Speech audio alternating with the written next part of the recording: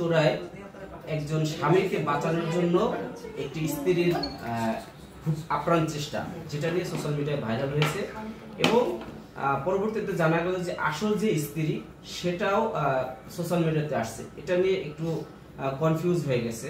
তো আপনি কি সেই বিষয়টাকে জানেন কিনা একটু বলবেন? হ্যাঁ, আমরা আসলে জানতে পেরেছি একদিন পরে জানতে পেরেছি, মানে যেদিন রাতে ঘটেছে পরদিন সকালবেলা জানতে পেরেছি।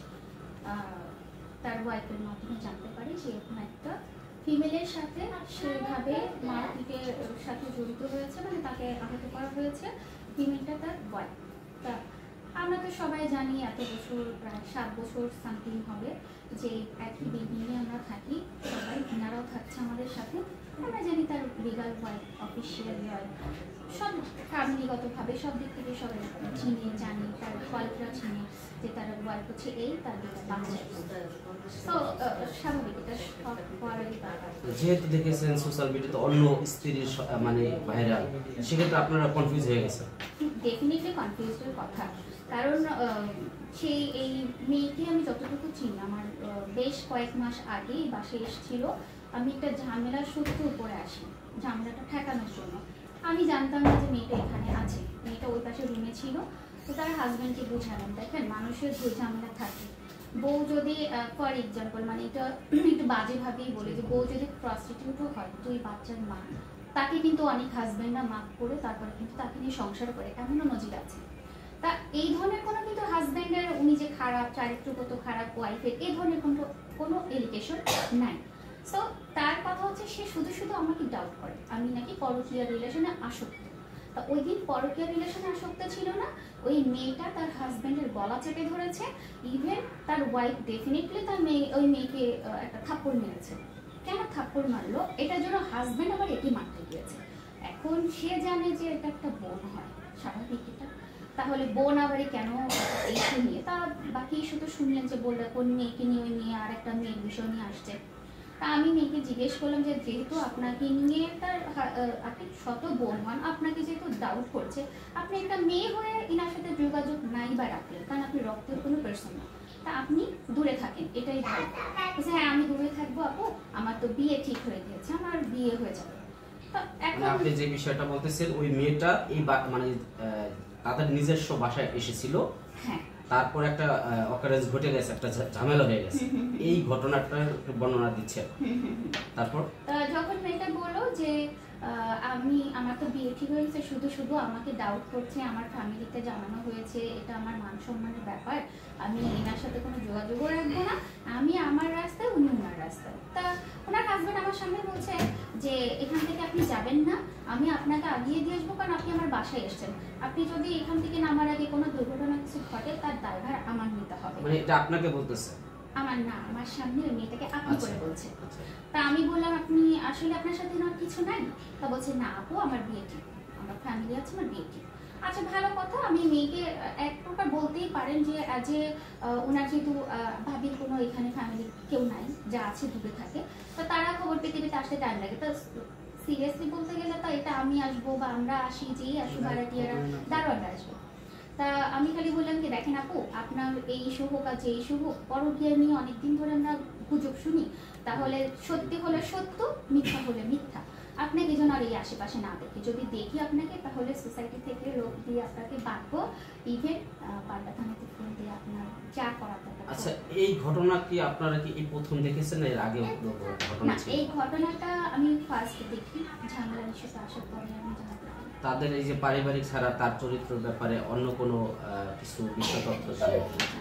তার চারিত্রিক বিষয় হচ্ছে, আমি যতটুকু জানি তার ওয়াইফের কাছ থেকে শোনা, আর তার হাজবেন্ডও অনেক ক্লিয়ার দেখিয়েছে। ধরেন আপনার সার্কেল, আপনি তার 10 জন ফ্রেন্ড মিলে একটা সার্কেল, আপনার পুরো ফ্রেন্ড তো আপনার সব খারাপ কাজেই আপনাকে সায় দিবে না, তাদেরও ফ্যামিলি আছে, বাচ্চা আছে। কোনো একটা কারণ ক্ষেত্রে তার 2টা ফ্রেন্ড, আই থিঙ্ক 2টা হতে পারে বা একজন হতে পারে, 2জন তো হবে মাস্ট বি। তা উনি হচ্ছে ওনার ওয়াইফকে জানায়, গোপনে জানায়। ওনার ওয়াইফ ওটা আমাকে গিয়ে শোনায়, কল দিয়ে আমাদের সবাইকে শোনায়। শোনানোর পরে ওনার ওইটা নিয়ে ওনার হাজবেন্ড সেই লোককে বকাঝকা করে, অনেক কিছু ইস্যু তৈরি করেছে। হ্যাঁ, আমার সংসারে শুধু শুধু আগুন জ্বলাইছে, আমি এগুলো কিছু করিনি। এই ঘটনার পর হচ্ছে এই মেয়েটাই বাসায় আসে, তাহলে মিথ্যা কোথায়? আচ্ছা, যেহেতু মেয়েটি বাসায় এসেছে এবং তার স্ত্রী অভিযোগ দিচ্ছে যে তাকে 8 বছরের সংসার অনেক মারধর করতো, এই বিষয়টা কি ক্লিয়ার কিনা? সত্যিকার অর্থে আমি এই বাসায় প্রথম আমার সাথে এই নাতের সাথে সিঁড়িতে উঠানো আমাকে দেখা হতো আমার হাজবেন্ডকে, উনি কখনো যে আমাদের দিকে কোন নজরে তাকিয়েছে সেটা না। আর যাদের চরিত্র খারাপ তারা কখনো বাড়ির কাছে চরিত্র নষ্ট করতে আসে না। যে তার স্ত্রী, যে লিগেল স্ত্রী, সে কিন্তু দাবি করেছে যে তাকে অত্যাচার করতো। এটা আমি এটাই বলছি, আমার প্রথম আসাটাই এই ফ্ল্যাটে। আমি প্রথম একদিন খুব মারপিট চলছে, আমি এসে দেখি যে ওনার শাশুড়ি খুব সম্ভবত এই পাশে দাঁড়ানো ছিল, রান্নাঘরে ছিল, আর উনি দাও না বটি একটা হাতে নিয়ে ওনাকে কোপাতে গেছে।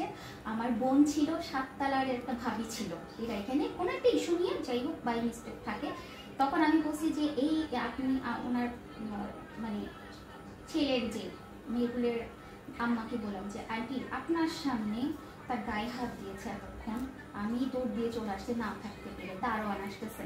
তাহলে আজকে যদি আপনার ছেলে এই যে দাটা দিয়ে যদি কোপ দিয়েই বসতো, এখানে আমার বোনও বসেছিল, ঠেকালে তো একটা ছেলে মানুষ শুনতে চাইবে না, তাহলে আজকে যদি কিছু একটা হয়ে যেত এর দায়ভার কে নিত?